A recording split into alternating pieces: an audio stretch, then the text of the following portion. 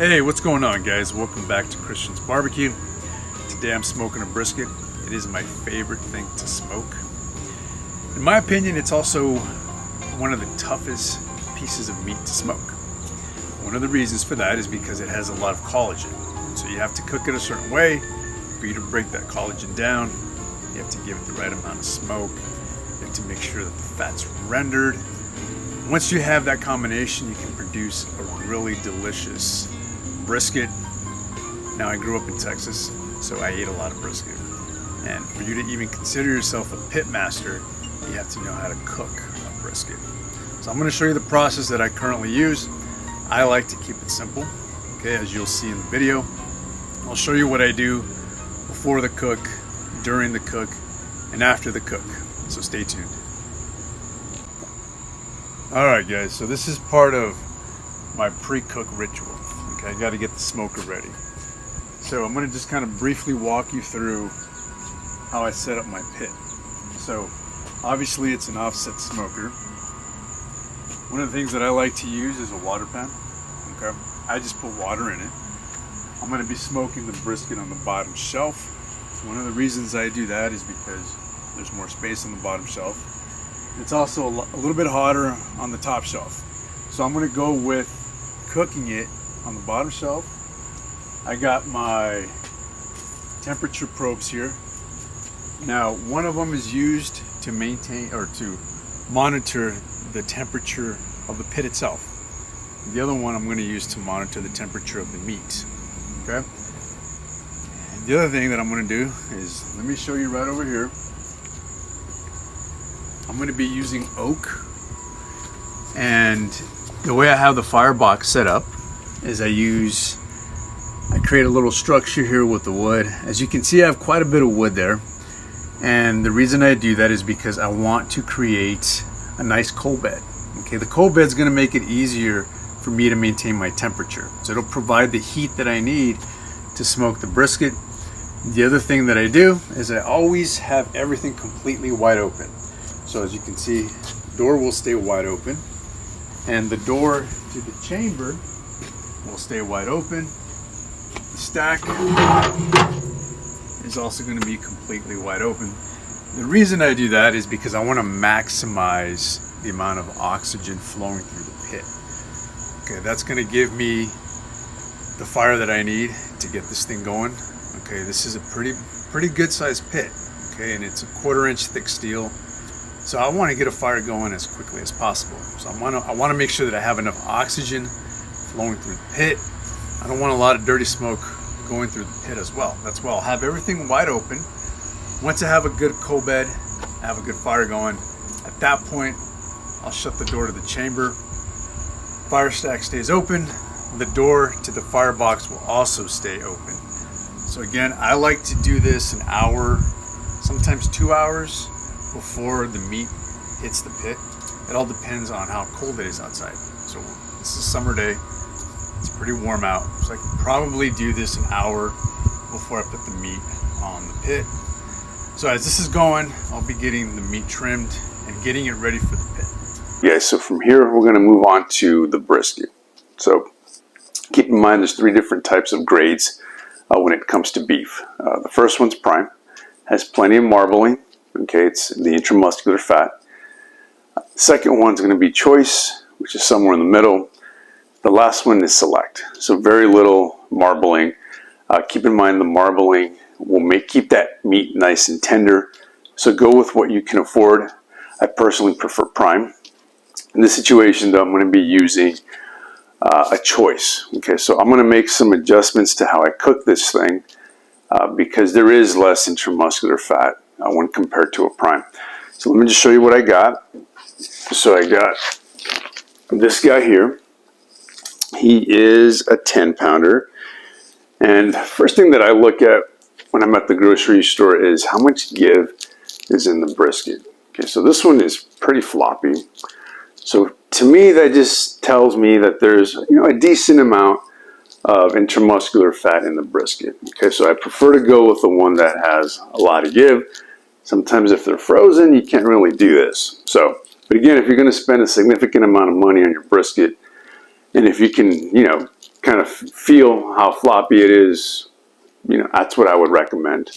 The other thing is I look at the flat. Okay, so there's two parts to a brisket. You got the point, you got the flat. The flat is the leaner side. Okay, so you want to make sure that you get one that's, you know, if you can find it, at least an inch thick on the flat. This one here is about an inch here, kind of tapers down a little bit. That's normal. I mean, that's what you're going to find at the grocery store. But if you can find one that is pretty consistent across the flat, that's what I would go with. So I'm going to go ahead and have to adjust how I trim this thing. I prefer to have about an inch thick on the flat. The other thing that I look at is how much intramuscular fat is in the flat, okay? Because this part is pretty lean, and during the cooking process, it tends to dry out pretty fast. So again, I want to make sure that I have some fat within the flat. So again, that's what I look for. I also want to look at, you know, is it pretty uniform, okay, across the entire brisket, or is there a lot of, you know, fat on this end? Okay, so again, this was pretty even. It's not too bad. So again, it's about 10 pounds. It's going to be about an hour, hour and a half, depending on how hot I cook it. So now I'm going to show you guys how I trim this thing. All right, guys. So the next thing we're going to do is trim this brisket.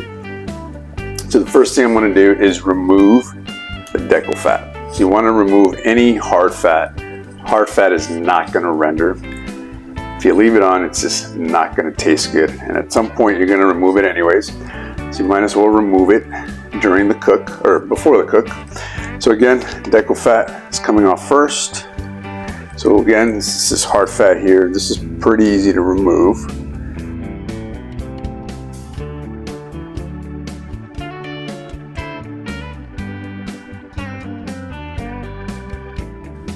And the other thing I'm going to remove on the top part of the brisket is anything that's loose. Any of the silver skin is also going to be coming off. I know it's kind of hard to see here, but you'll see some of these things are just kind of hanging off.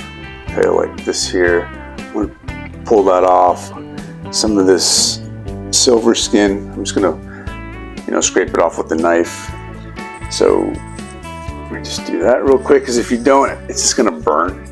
Okay, and you also want to remove some of the silver skin so that way you can increase some of that smoke penetration. And the other thing on the top is anything that doesn't look good. Like if you notice here, there's some gray meat here. Okay, so anything that doesn't look like you would want to eat it, just go ahead and remove it. Okay, and anything that sits high. Okay, you want to, again, a uniform brisket. You want it to be, you know, somewhat flat, and it's just going to help with the cooking process. Otherwise, if it sits too high, it's going to burn. So I'm going to remove this here.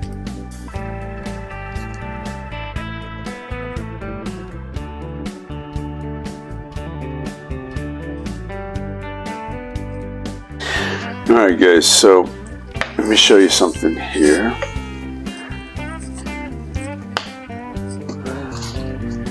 So you notice here there's just a lot of fat. Okay, I'm going to go ahead and remove that right here. So that'll be coming off.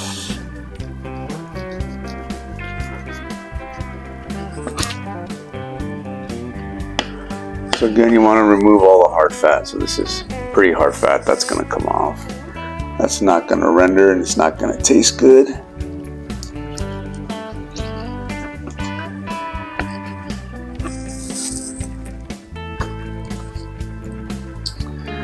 Now there are some loose ends here on the point, so I'm going to go ahead and trim some of that off as well.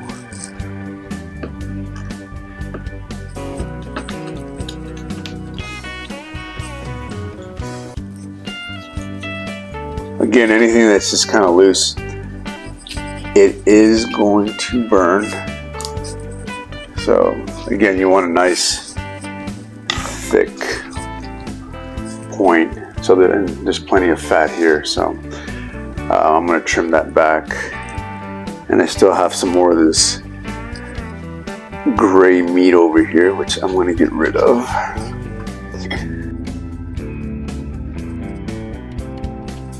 And then over here,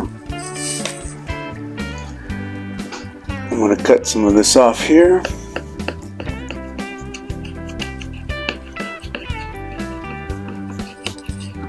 You also want to make sure you get yourself a really good boning knife. These are pretty inexpensive. You can get them on Amazon. I'll put a link in the description.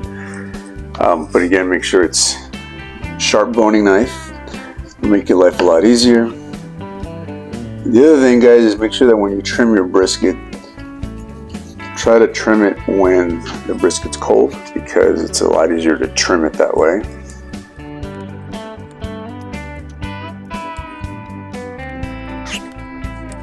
So now what we have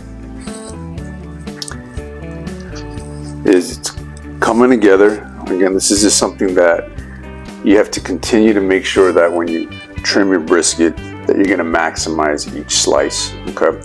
And you want to, again, keep it nice and uniform. This one's coming together very nicely, has a nice shape to it. So I'm going to just trim a couple of more pieces here, and then I'm going to flip it over and work on the fat cap.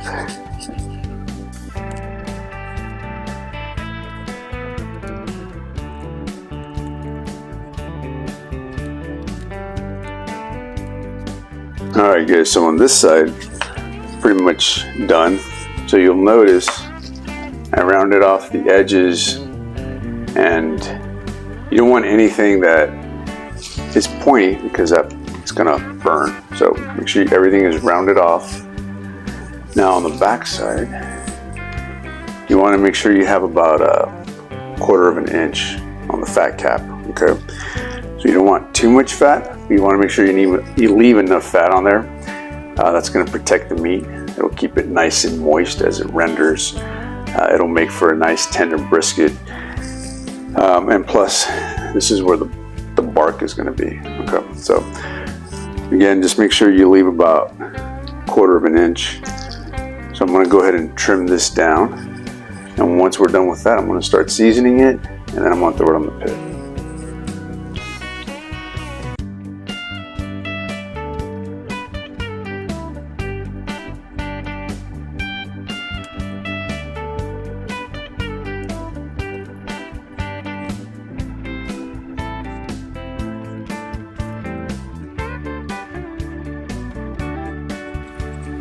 Now some of this feels pretty soft. Okay, so this is the fat that you do want on your brisket. That's the fat that's going to render. Over here on this side I have some hard fat, so that's what I'm removing, because that is not going to taste good.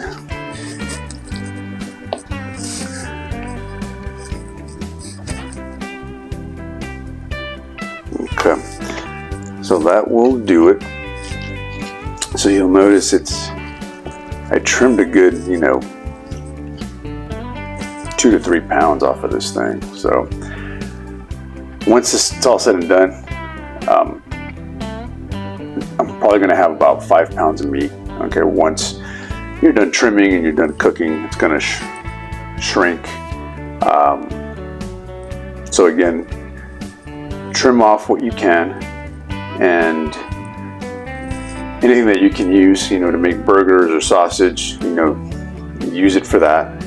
But at the end of the day, you're going to be spending a lot of time out there cooking this thing. Make sure you give it a good trim. Again, remove the hard fat. Anything that is thin or loose, remove that.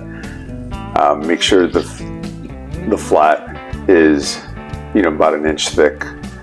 And make sure it has a nice aerodynamic shape. Make sure it's somewhat even, because it's going to help it cook evenly. Okay. Again, this point's not too high, so that's exactly what I want. So now I'm going to move on to the seasoning. I like to use Diamond Crystal kosher salt. Okay, so I use 1 part kosher salt. I use 1 part of the Lowry's seasoned salt. And then I use 2 parts 16 mesh pepper. And I'm going to go ahead and just kind of evenly put it on both sides. I'm going to do this side first, flip it over, and then do the fat cap. Now, I don't use a binder. Okay, you can tell that the brisket's wet, so the rub will stick to it. And the other thing, guys, is keep in mind that smoke likes things that are moist. Okay, so the brisket's nice and wet right now. I'm going to put the rub on there, so the rub's going to help flavor the meat, but at the same time, smoke likes things that again are wet, that they have an uneven surface. So me adding the salt and the pepper, the salt's going to draw moisture to the surface. The pepper is going to create that uneven surface, facilitating that smoke to adhere to the brisket. Okay, once you start doing that, the smoke will start to penetrate the meat. Okay, so that's why it's important to make sure that the surface is nice and wet and that you use a rub. Okay, so I'm going to show you what I do here.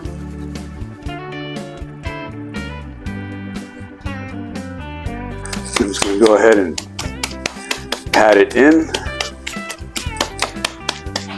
Then I'm going to do the sides. Now I like my brisket, guys, to have obviously even distribution of rub, but not too much rub to where the smoke can't really penetrate. So you have to find, whatever you like. This is how I like to do mine, where I have a really good amount of rub on there, but at the same time, not too much. Now I'm going to move on to the fat cap. Here I'm very liberal with this because this is where I'm going to have my bark. So again, fair amount of rub, but not too much. So, all right, guys. From here, I'm going to just go ahead and move this bad boy onto the pit. All right, guys, I'm back. So now I have the pit ready to go at 275. Have my water pan there. Have the brisket on fat side up on the far end of the pit. So it's further away from the fire. And I have a probe in the brisket so I can monitor the temperature. So I'm going to go ahead and shut the door to the chamber, and I'm not going to look at this for about 3 hours. So in about 3 hours, we'll come back out, we'll take a look, and in the meantime, I'll be managing the fire just to make sure that my temperatures are consistently at 275, plus or minus, 10 degrees. But again, guys, this is just the beginning, so we'll see you guys in a few minutes. Okay, got a nice fire going. As I mentioned, I like to cook with the door completely wide open, maintain that airflow. So got a clean fire going. I'm going to continue to monitor the temperature. Again, cooking pretty hot today. I usually cook at 275 anyways, but again at 275, the cook's not too long, and the fat will render at that temperature. So again, door wide open, clean fire, and I'll be back to check on this maybe in about a half hour or so, see what my temperature's at. Okay guys, see you in a bit. So we're 3 hours into the cook. So I'm gonna take a look at the brisket for the first time. So I want you guys come on in a little closer. So you'll start to notice that, let me just pull it out. Alright, so the brisket's gonna start to change color. Okay, the fat is gonna turn slightly yellow, and that is exactly what you want. Now, the one thing I am noticing is it is getting a little dark on this side. So what I'm going to do is I'm going to put a log to kind of shield it and protect this side of the brisket. And my water pan, I'm going to go ahead and refill that. And keep in mind, guys, that you want to make sure you have a humid environment inside the chamber. It's going to help with smoke penetration to give you that nice smoky flavor that you're after, but at the same time it's going to help with the bark formation, and it also smells really good. Okay, so again, make sure there's plenty of moisture in the chamber.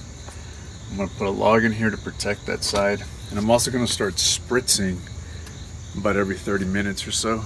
Okay, I'm going to use some half apple cider with some water, so I'm just going to spritz the surface. I want to make sure that it's wet, that it's tacky, so that way that smoke is attracted to that surface. Again, smoke penetration is what you're looking for, so I'm going to go ahead and start doing some of that.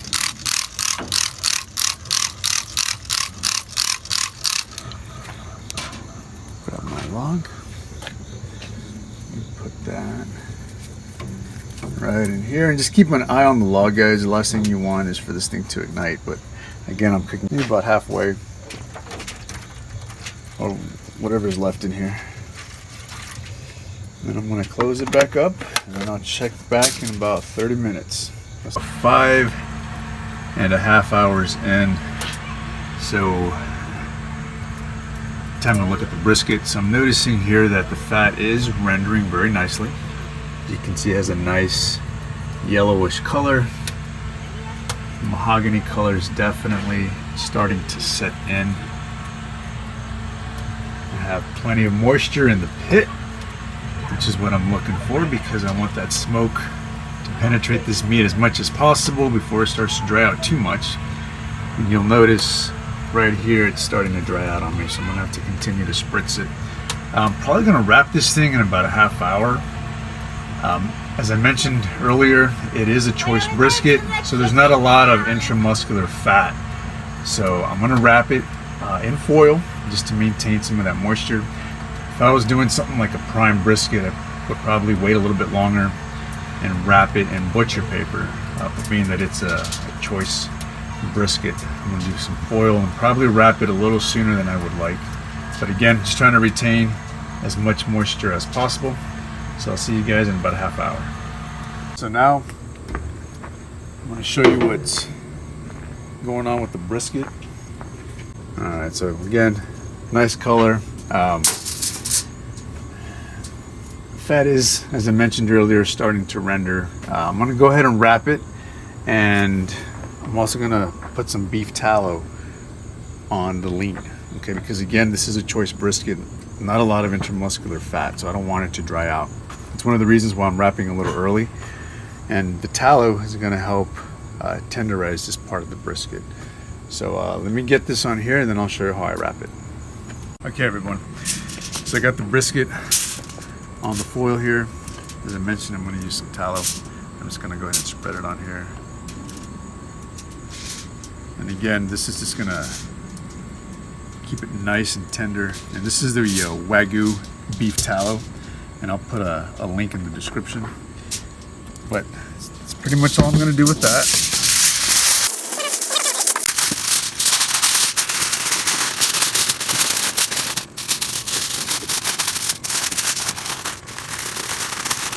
Still fairly tight. It's kind of hard to tell when it's wrapped in foil, but anyways, I'll keep an eye on the temperature as well. I don't really use that too often, but it's usually anywhere between 200, 203. But I'm gonna use more of a probe just to kind of feel for the brisket. Brisket's done this. Once it goes through with very little resistance, okay, kind of like going right through butter, that's when it's done, okay? So I'm gonna put it back on here. All right, guys, so I'll see you in about maybe 2 hours, 3 hours, and we'll just kind of see where this is at. All right, see you guys in a few. So we're at about the 7.5 hour mark. So right now the temperature on the brisket is at about 173 degrees Fahrenheit. So it's going through that stall. If you're not too familiar with what that is, the brisket is essentially just sweating out a lot of moisture. So the internal temperature is stalling. Okay, it's not rising as it was at the beginning of the cook. So that's normal. You know, don't freak out. If you're not used to that, you know, the worst thing you can do is throw a bunch of fuel into your firebox, increasing that temperature too much. Okay, so the stall can last, you know, a couple hours depending on how hot you're cooking. So once I get through the stall, I'm going to start probing it for doneness, and once it's done, I'll pull it off the pit, and then at that point I'll let it rest before we slice into it. But I'll bring you guys back in a couple of hours, and then we'll see where we're at. So now we're at the about 10 hours into the cook. Okay, so the 10-hour mark. I'm going to check the temp on here and here. I'm actually going to probe it. Okay, I don't really go too much by temperature, so I'm just going to probe it, the flat and the point. If there's very little resistance, it's ready to pull. So I'm going to check it in here. So again, slides very easily. Same thing here. Okay, so I felt very little resistance. Okay, so for me, that's good enough. I'm gonna go ahead and just pull the brisket off the pit. I'm gonna let it rest for about an hour, 2 hours. The longer you let it rest, the better. It all depends on how long my family can wait for the brisket. So obviously, if you can let it rest longer, do that.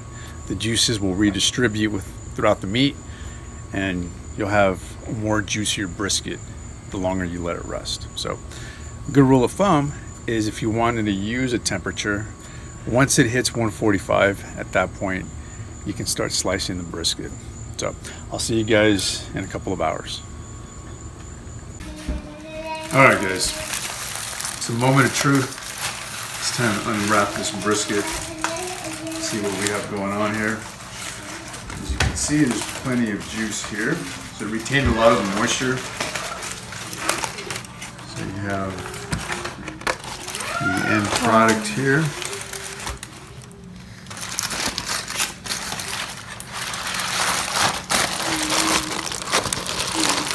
Alright guys, and like I said, whenever you do a brisket, you're going to lose about half of the weight from the trim. And also, the brisket will shrink during the cooking process. So now what I'm going to do, I'm going to take a slice from the lean and from the point, and then from there we'll see what kind of smoke ring we have and how tender it is. So let me just go ahead and do the first cut.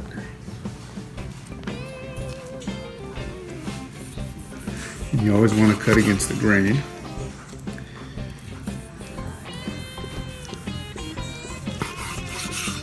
You always want to cut about the thickness of just a regular pencil. Okay, so you'll see here.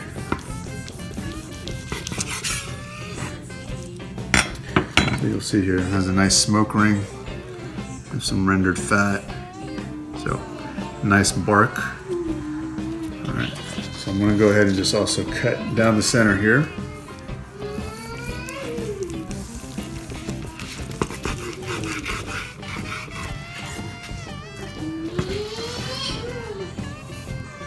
Alright guys, so this right here, let's see how juicy it is. Alright, so plenty of moisture there. So looks like it rendered very well, maintained a fair amount of moisture. So I'm going to go ahead and cut a slice out of here. And then I'm going to go ahead and just give it a taste, and I'll just let you know what I think. Alright guys, so again, this is from the lean. So it definitely has plenty of smoke flavor. It is tender.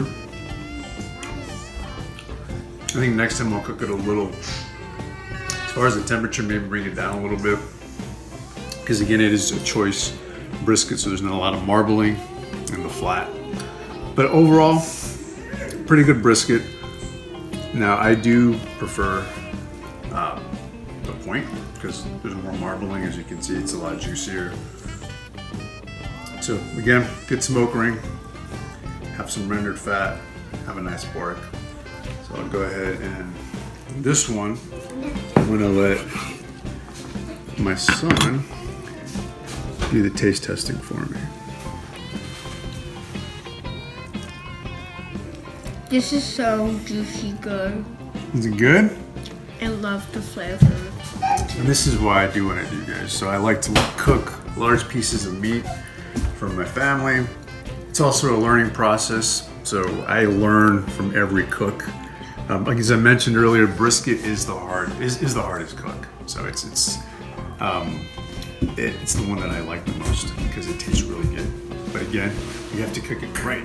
And so I'm going to take some lessons from here and leave a comment below. You know, if there's maybe some tips that you guys might have on what you guys do to produce, you know, consistently good briskets, feel free to leave a comment below. If you like the video, please give it a thumbs up. If you want to see more content, don't forget to subscribe to my channel. Hope you guys enjoyed the video. Thank you for watching, and I'll see you on the next one.